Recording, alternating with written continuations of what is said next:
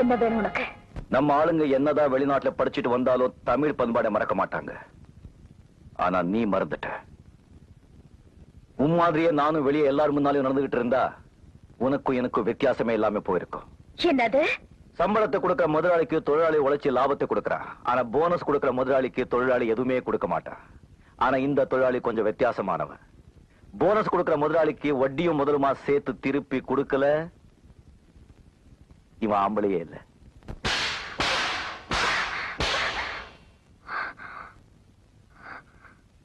என்ன வேலை விட்டு தூக்கி உள்ள என்ன நடந்ததுன்னு வெளியே யார்கிட்டயும் காட்டிக்காத. அது உனக்கு தான் அசிங்கம்.